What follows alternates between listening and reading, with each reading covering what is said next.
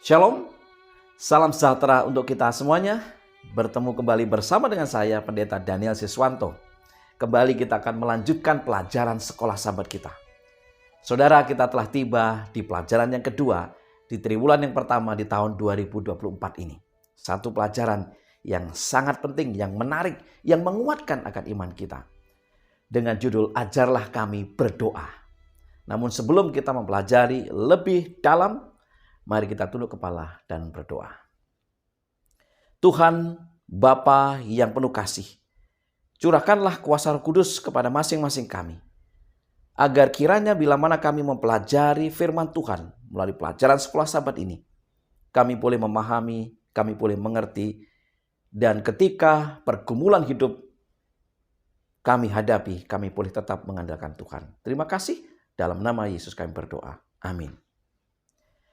Ajarlah kami berdoa. Ayat inti terdapat di dalam Lukas 11 ayat 1. Pada suatu kali Yesus sedang berdoa di salah satu tempat. Ketika ia berhenti berdoa, berkatalah seorang dari murid-muridnya kepadanya, "Tuhan, ajarlah kami berdoa, sama seperti yang diajarkan Yohanes kepada murid-muridnya."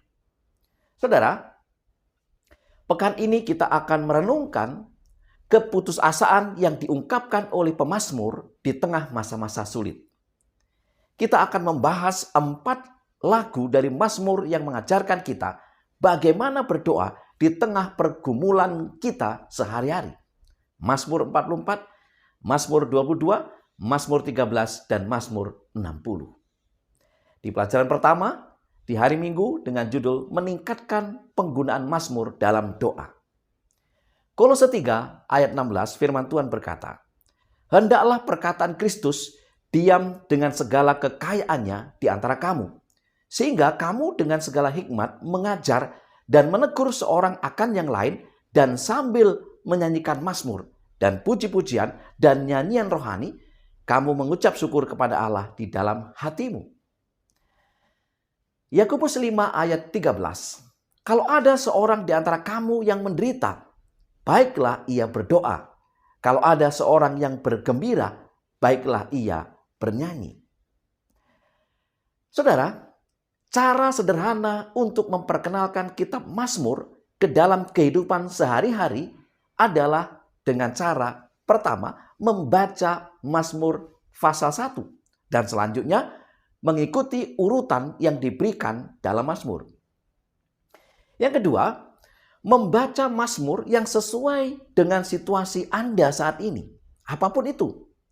Ada Mazmur ratapan, Mazmur ratapan umum, Mazmur syukur, himne, Mazmur pertobatan, Mazmur hikmat, dalam arti mencari hikmat dan bimbingan Tuhan, Mazmur sejarah, Mazmur berisi amarah dan amukan, serta Mazmur ziarah. Pertanyaannya adalah, bagaimana cara kita membaca kitab Mazmur? Yang pertama, terlibat dalam refleksi sederhana dan kemudian berdoa. Merenungkan Mazmur melibatkan refleksi pada berbagai aspek Mazmur. Cara pemazmur menyapa Tuhan dan alasan doa. Pertimbangkan bagaimana situasi kita sesuai dengan pengalaman pemazmur dan bagaimana Mazmur dapat membantu kita mengartikulasikan pengalaman kita. Yang kedua, jika sesuatu dalam Mazmur menantang kita, renungkan. Misalnya, apakah Mazmur mengoreksi harapan palsu kita saat ini tentang sesuatu yang sedang kita hadapi? Renungkan pekabaran Mazmur dalam terang pribadi Kristus dan karya keselamatan dan harapan jangka panjang yang ditawarkan karya Kristus kepada kita. Yang ketiga, carilah motif baru untuk berdoa sebagaimana diberikan oleh Mazmur. Dan pikirkan tentang kepentingan bagi kita, gereja kita, dan dunia. Mintalah Tuhan untuk menaruh firman-Nya di hati dan pikiran kita. Jika Mazmur itu sesuai dengan situasi seseorang yang kita kenal, bersyafatlah dalam doa untuk orang itu. Saudara, kitab Mazmur mencakup begitu banyak aspek kehidupan. Dan kita bisa diperkaya dengan membaca dan menyerap ke dalam hati apa yang mereka katakan kepada kita. Di pelajaran hari Senin dengan judul Percaya pada Masa Sulit. Meskipun terkadang kita merasa bahwa Allah memperlakukan kita dengan tidak adil ketika penderitaan menimpa kita, kita merasa tidak pantas untuk mengungkapkan pikiran kita dalam ibadah umum atau bahkan dalam doa pribadi. Keengganan ini bisa menyebabkan kita kehilangan inti ibadah. Kegagalan untuk mengungkapkan secara jujur dan terbuka perasaan dan pandangan kita di hadapan Tuhan dalam doa seringkali membuat kita terikat pada emosi kita sendiri. Ini juga menyangkal keyakinan dan kepercayaan kita dalam mendekati Tuhan. Doa kitab Mazmur memberikan tuntunan bahwa ketika kita berdoa dan beribadah, kita tidak diharapkan mencela atau menyangkal pengalaman kita. Mazmur 44, kita belajar beberapa hal penting. Yang pertama, Mazmur ini membantu para penyembah mengartikulasikan pengalaman penderitaan yang bukan kesalahan mereka secara bebas dan memadai. Doa kitab Mazmur membantu orang mengalami kebebasan berbicara dalam doa. Kitab Mazmur memberi kata-kata yang tidak dapat kita temukan atau berani ucapkan. Misalnya, Mazmur 44 ayat 19 dan 20. Hati kami tidak membangkang dan langkah kami tidak menyimpang dari jalanmu. Walaupun engkau telah meremukkan kami di tempat serigala dan menyelimuti kami dengan kekelaman. Yang kedua, penulis berbicara tentang bagaimana di masa lalu Tuhan telah melakukan hal-hal besar bagi umatnya. Oleh karena itu, penulis menyatakan kepercayaannya kepada Allah dan bukan kepada panahku atau kekuatanku, sebagaimana tercatat dalam Mazmur 44 ayat 7. Meskipun demikian, masalah masih menimpa umat Allah. Ada daftar celaka dan ratapan panjang dan menyakitkan. Namun, bahkan di tengah semua itu, pemazmur berseru agar Tuhan membebaskan. Mazmur 44 ayat 27, membebaskan kami karena kasih setiamu. Artinya, meski di tengah kesulitan, dia mengetahui realitas Tuhan dan kasih-Nya. Di pelajaran hari Selasa dengan judul Mazmur Keputusasaan. Mazmur 22 ayat yang kedua. Allahku, Allahku, mengapa engkau meninggalkan aku? Aku berseru, tetapi engkau tetap jauh dan tidak menolong aku. Saudara, kata-kata dalam Mazmur ini menjadi terkenal di kalangan orang Kristen karena kata-kata itu adalah kata-kata yang sama yang diucapkan oleh Yesus ketika di kayu salib. Matius 27 ayat 46. Ini menunjukkan kepada kita betapa sentralnya pengalaman Kristus tentang Mazmur. Mazmur ini membantu setiap orang yang di dalam kesusahan untuk mengungkapkan kesedihan dan rasa kesepian mereka. Namun di tengah penderitaan dan pencobaan, pemazmur masih mengungkapkan imannya kepada Tuhan dan menyatakan bahwa apapun yang terjadi, dia akan tetap memuji Tuhan. Mazmur 22 ayat 23. Aku akan memasyurkan namamu kepada saudara-saudaraku dan memuji-muji engkau di tengah-tengah jamaah. Dengan memberi kita kata-kata untuk berdoa, kitab Mazmur mengajarkan kepada kita untuk melihat melampaui situasi kita saat ini dan dengan iman melihat waktu ketika hidup kita akan dipulihkan oleh kasih karunia Allah. Berikutnya, kitab Mazmur juga akan membawa para penyembah ke cakrawala spiritual yang baru. Kitab Mazmur juga membiarkan para penyembah mengungkapkan perasaan dan pemahaman mereka. Tetapi mereka tidak ditinggalkan di tempat mereka berada pada saat itu.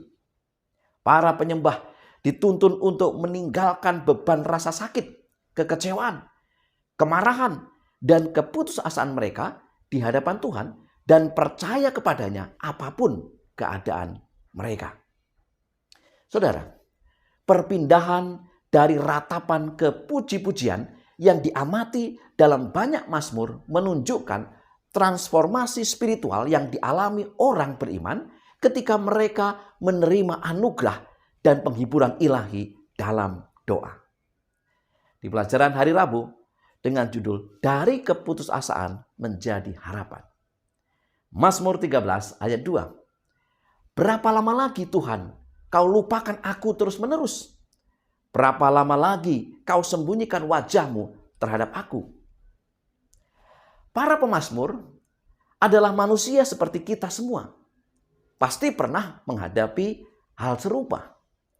Meskipun terkadang dosa-dosa kita membawa pencobaan ke atas kita, di lain waktu dosa itu tampak begitu tidak adil dan kita merasa seolah-olah kita tidak pantas menerima apa yang kita hadapi sekarang. Mazmur 13 menunjukkan cara untuk menghindari kesalahan umum, yaitu berfokus pada diri sendiri dan masalah kita saat berdoa. Mazmur ini dapat mengubah pola doa kita dengan menuntun kita untuk menegaskan kembali sifat setia dan tidak berubah dari cara Allah berurusan dengan umatnya. Saudara, Mazmur menuntun kita untuk dengan sengaja memilih percaya pada kuasa penebusan Allah. Mazmur 13 ayat 6. Sehingga ketakutan dan kecemasan kita, Mazmur 13 ayat 1 sampai dengan 5, berangsur-angsur memberi jalan kepada keselamatan Tuhan. Dan kita mulai mengalami perubahan dari ratapan menjadi memuji, dari keputusasaan menjadi harapan. Mazmur 13 ayat 6 sampai dengan 7. Saat berdoa dari kitab Mazmur, kita harus mencari Roh Kudus untuk memampukan kita bertindak sesuai dengan tuntutan Mazmur. Kitab Mazmur adalah firman Tuhan yang dengannya karakter dan tindakan orang percaya diubahkan, bukan sekedar informasi. Oleh kasih karunia Allah, janji-janji kitab Mazmur diwujudkan dalam kehidupan orang percaya. Ini berarti bahwa kita mengizinkan firman Tuhan membentuk kita sesuai dengan kehendak Tuhan dan mempersatukan kita dengan Kristus yang telah mendemonstrasikan kehendak Allah dengan sempurna dan sebagai anak Allah yang berinkarnasi telah berdoa sebagaimana dalam kitab Mazmur. Saudara-saudara yang dikasihi Tuhan, pencobaan dapat membawa kita menjauh dari Tuhan. Namun, pencobaan juga dapat mendekatkan kita kepada Tuhan. Bagaimana kita memilih bersikap saat pencobaan datang akan menentukan hasilnya. Di pelajaran hari Kamis dengan judul Pulihkanlah Kami. Mazmur ratapan seperti umumnya dipahami sebagai doa orang-orang yang hidup melalui masa-masa sulit, baik fisik, psikis, maupun spiritual atau ketiganya. Namun, Mazmur ratapan bisa bermanfaat bagi jemaah yang bahkan tidak dalam kesusahan atau berada di masa-masa kehidupan yang penuh sukacita. Mazmur 60 ayat 1 sampai dengan 7. Pertanyaannya adalah apa manfaat dari Mazmur ratapan? Yang pertama, Mazmur ini dapat membuat kita lebih sadar bahwa penderitaan adalah bagian dari pengalaman umum manusia. Dan itu terjadi baik pada orang benar maupun orang jahat. Kitab Mazmur meyakinkan kita bahwa Tuhan memegang kendali dan memberikan kekuatan dan solusi pada saat kesulitan.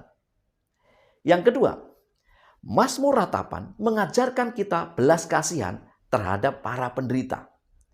Saat mengungkapkan kebahagiaan dan rasa syukur kita kepada Tuhan, terutama di depan umum, kita harus memperhatikan orang-orang yang kurang beruntung.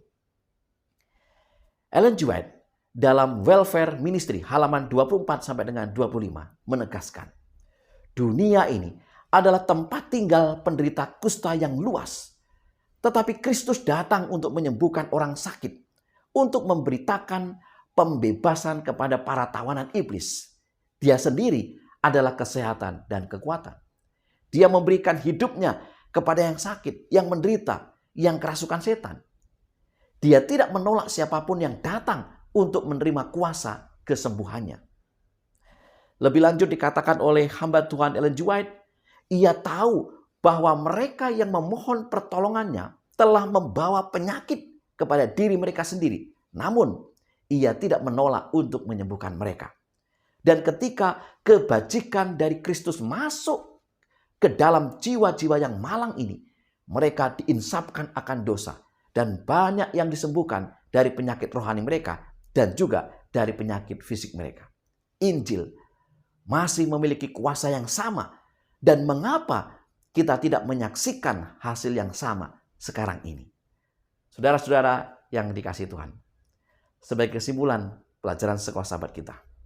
Yang pertama, renungkan pekabaran Mazmur dalam terang pribadi Kristus dan karya keselamatan yang ditawarkan kepada kita. Yang kedua, doa kitab Mazmur memberikan tuntunan bahwa ketika kita berdoa dan beribadah, kita tidak diharapkan mencela atau menyangkal pengalaman kita. Yang ketiga, kitab Mazmur juga membantu setiap orang yang di dalam kesusahan untuk mengungkapkan kesedihan dan rasa kesepian mereka. Yang keempat, kitab Mazmur adalah firman Tuhan yang dengannya karakter dan tindakan orang percaya diubahkan. Dan yang kelima, kitab Mazmur meyakinkan kita bahwa Tuhan memegang kendali dan memberikan kekuatan dan solusi pada saat kesulitan. Itulah pelajaran sekolah sahabat yang bisa saya bagikan pada pekan kedua ini. Semoga menjadi berkat bagi kita semuanya. Mari kita tunduk kepala dan berdoa. Terima kasih ya Tuhan, Allah yang maha baik. Sekali lagi kami mohon agar kiranya kecurahan Roh Kudus menjadi bagian kami. Sehingga Roh Kudus akan memberikan hikmat akal budi agar kami mampu memahami dan mengerti firman ini. Menjadi pelaku-pelaku firman dan bahkan dikuatkan dalam masa-masa kesulitan yang kami hadapi. Berkati umat-umat Tuhan dimanapun mereka berada. Terima kasih ya Tuhan, dalam nama Yesus kami berdoa. Amin. Saudara-saudara yang dikasihi Tuhan, sampai bertemu di pelajaran berikutnya. Semangat terus dalam menggali firman Tuhan. Selamat belajar, selamat sahabat dan Tuhan memberkati kita.